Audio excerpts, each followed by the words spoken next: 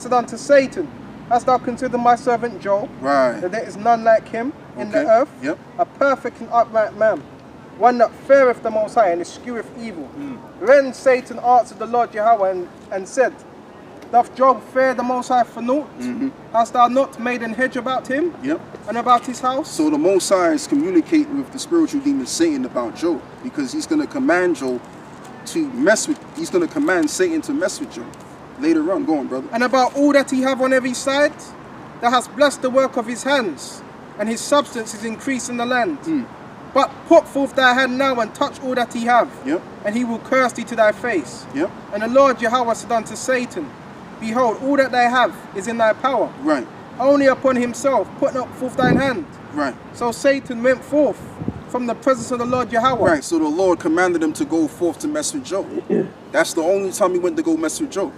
So he was under the commandment. He was under the authority of his origin, his father. So if that's the case, because we're talking about probably the higher ranking spirits above all of those satanic spirits that came amongst them, it says that the sons of God were present and he was amongst them. So if the sons of God were there present, them spirits, and he was amongst them, then he's also a son of God. So how can you be a worshiper of Satan knowing damn well he's the son of the Most High? Well, we know that, but they don't know that. Yeah, it's lucky. Go on, Because they think Satan, see, they're taught in that Christian fable that Satan's having a war with Yahawah. There's no war. There's no war. They're under obedience. Satan's an angel. Yep. It tells you that. Should I bring that out? Yeah, you're going, brother. This is Psalms 103 and 20.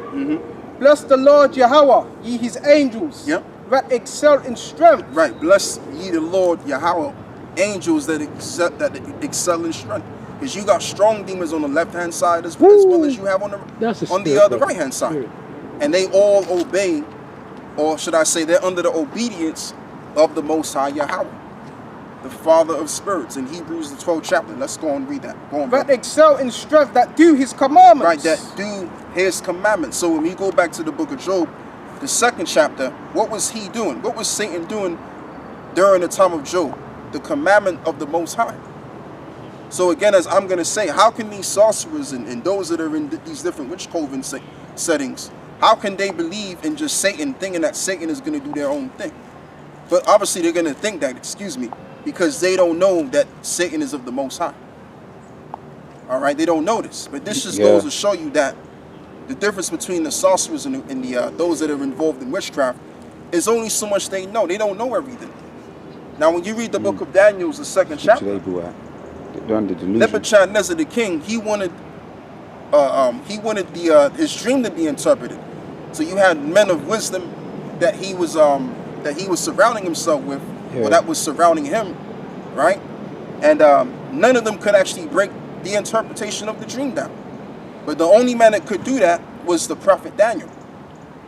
He was the only guy that can do that. And the reason why, because the Lord is a revealer of secrets. So that shows you, that scripture shows you that the prophets knew the whole thing. They understood everything. While the men on the left-hand side, they only understood so much. That which was of the left-hand side. Okay? So the thing, the powerful, what made the prophets powerful was the fact that they understood the good side of things, and they also understood the bad side of things in totality. That's what makes us far more superior than those that are involved in sorcery and witchcraft. Go on, brother. This is Isaiah 47. And I'm going to get into that as well. And man, there's a lot of meat here. Where do you want me to start? You can start with verse probably 5 or something. This is Isaiah 47 and 5. Sit thou silent and get thee into the darkness, O daughter of the Chaldeans. Right, which were your modern day sorcerers, okay?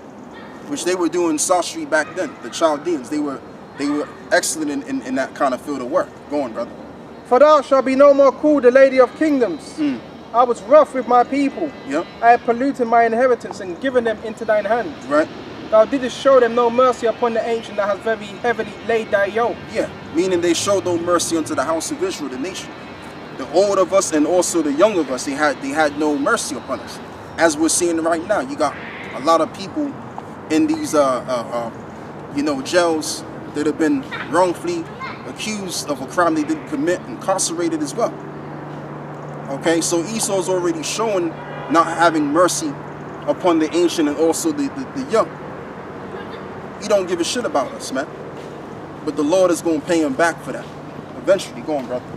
And thou hast said, I shall be a lady forever, so that thou didst not lay these things to heart. Right, meaning they're going to be innocent and they're not going to be destroyed. Neither didst remember the latter end of it. Neither did they consider that if we continue to do all of this wrong, then you got these kids playing around, man. Children being children, you know. Even though they're doing all of this evil and wickedness, they still don't even consider that it's gonna lead up to them having to experience their judgment, experience their end. Okay? Go on, brother. Therefore, hear now this, thou art given to pleasures and dwellest carelessly. Right, that's the whole American system. The people of America, they're careless. Like, when they go to bed at night, they don't think about if their families are gonna die, like those people in the Middle East, where you have bombs that being dropped. Children are dying, and they have to worry about their family members passing on. They don't got to worry about that. Like the Western people, especially the American people, they're very safe and secure. Okay, they get to go to the store and buy their food from the store, come back home, you know, watch the football game, drink beers and all of that stuff. And they don't actually think about what these other nations are thinking about, because they got bombs being dropped on them and all kinds of stuff is happening to them. All right, so they're dwelling carelessly. Yep. Shall I continue? Yeah. That sayest in the heart, I am none else beside me. I shall not sit as a widow. Neither shall I know the loss of children. Right, and that's the mindset. We have the greatest weapons in the world. And no other nation can match our strength in terms of our gun power is concerned.